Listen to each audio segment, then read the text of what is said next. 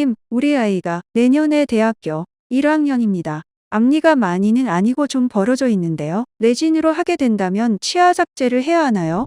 앞니 벌어짐 같은 경우에는 그 원인을 좀 파악을 할 필요가 있어요. 앞니가 단순히 다른 데는 정말 이상적인 교합을 갖고 있는데 윗니, 아랫니가 정상적인 교합을 가진 상태에서 앞니가 벌어졌다고 하면 그것을 그 레진으로 메워서 하는 방법이 있을 텐데 아래 치아가 위 치아를 계속해서 이렇게 교합을 할 때마다 쿵쿵쿵쿵 치는 것 때문에 벌어진다고 하면은 레진으로 수복을 하더라도 또 벌어지는 문제가 발생을 하거든요. 그래서 첫 번째로 그 교합 관계를 좀 파악을 해볼 필요가 있고, 나이가 아직 어리다고 하면은 전체적으로 뭔가 치아가 삐뚤어져 있고 교합이 좋지 않다고 하면은 치아에 뭔가를 붙이는 행위 자체가 나중에 몇 년 후에 되면은 또 그 부분에 변색이 일어나고 이런 문제가 있기 때문에 아무것도 붙이지 않은 상태로 치아를 교정적으로 그 공간을 닫아줄 수 있다 그러면 교정 치료가 제가 봤을 때는 첫 번째로 추천드리는 거고, 만약에 레진으로 해야 되는 상황이라고 하면은 치아를 거의 삭제하지 않아도 돼요. 보통 레진이라는 게 치아랑 접착을 하는 거기 때문에 그 치아 표면을 갖다가 타포질 하는 것처럼 좀 표면을 거칠게 하고, 아무래도 접착을 하게 되면은 조금 더 접착 강도가 증가하기 때문에 다듬는 정도로 해서 하는 거고, 정말 나는 치아 삭제를 원하지 않는다고 하면은 치아 삭제를 하지 않은 상태에서도 할 수 있기 때문에 레진 치료를 잘 하시는 선생님한테 가서 하면 될 것 같고, 그 공간을 양쪽에서 똑같이 비슷하게 이제 올라오는 게 중요해요. 그리고 잇몸 아래쪽이 자연스럽게 이행이 됨으로 인해서 턱이 지지 않아야 또 잇몸에 나중에 문제가 안 생기기 때문에, 그런 거에 대한 경험이 많은 임상가를 찾는다고 하면은 그 공간 때문에 굳이 컴플렉스를 갖고 있을 필요가 없을 것 같아요. 이제 그렇게 하시면 될 것 같습니다. 4년 전 신경치료한 어금니 뿌리 쪽에 염증이 재발해서 재신경치료 1회차 받았습니다.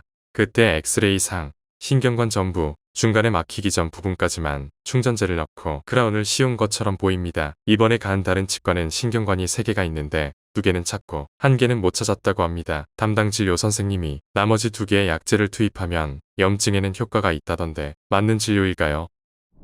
치아에 대해서 재치료를 할 때는 조금 돌아가지 말고 타협하는 치료를 하지 말고 원칙적인 치료를 할 필요가 있거든요. 그러면 이제 우리가 생각을 해보면 신경치료라는 것 자체도 치아 뿌리 끝에서부터 뭔가 신경이나 혈관이 치아 속에 들어와 있기 때문에 그 부분이 세균에 의해서 인발부가 되고 감염이 돼가지고 그 하나의 공간을 갖다가 전부 다 깨끗하게 소독을 하고 완전히 멸균을 시켜서, 뭐 100% 멸균을 시킬 수는 없겠지만 최대한 아무튼 세균에 대해서 컨트롤을 하고 그 부분에 다시 세균이 들어가지 말라고 뭔가를 꽉 채워넣는 작업이 이제 신경치료라고 생각을 하고, 그렇기 때문에 그 공간을 되도록이면은 다 찾아주는 게 원칙이에요. 물론 신경관을 무조건 다 찾는다고 해서 100% 신경치료 성공을 갖지는 못하지만 되도록이면 다 찾아줘야 된다는 거죠. 신경관이 몇 개냐 이거는 맨눈으로 치료를 해도 얼마든지 잘하는 선생님들이 많이 있지만,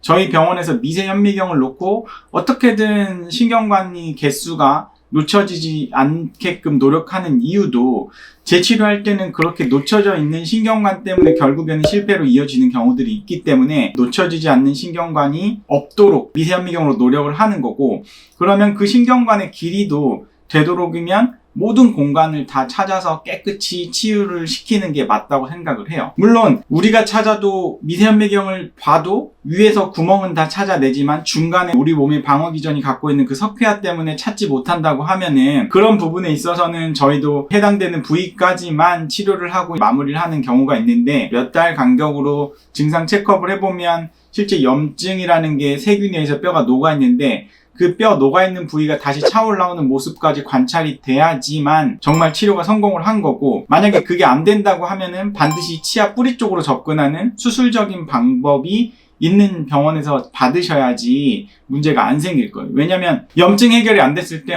내가 신경치료 열심히 했는데 염증 해결이 안 됐어. 그 다음에 넥스트 치료 옵션이 바로 임플란트로 넘어가는 경우가 되게 많아요. 그래서 치근단 수술이라는 게 굉장히 난이도가 높은 수식이고, 치근단 수술 같은 경우에도 치아 재식술이나 치근단 절제술 같은 게 맨눈으로 그냥 거기만 자르고 나오는 게 아니고, 그걸 미세 현미경을 보고 그 안쪽에 있는 염증을 긁어내고 뿌리크 3mm를 잘라내고 뿌리크 3mm를 정확한 위치에 MTA를 위치시키는 게 굉장히 고난이 놓이고 그 수술을 할 수 있는 치과 의사를 찾으셔야 됩니다. 그래서 재치료를 할 때는 반드시 그 위쪽 상부에 있는 재신경 치료를 잘 하는 곳에서 받는 것도 중요하지만 그러면 재신경 치료가 100% 성공률이 아니라고 하면은 그 넥스트를 뭘 가지고 있느냐가 굉장히 중요한 거예요. 그 넥스트가 발치후 임플란트라고 하면은 좀 고려를 해 보셔야 되시고 그 넥스트가 뭐 치근단 수술이랄지 치아 뿌리 끝으로 접근하는 수술 옵션이 반드시 있는 선생님한테 받으셔야 재치료의 성공률이 높아지는 거라고 저는 생각을 합니다.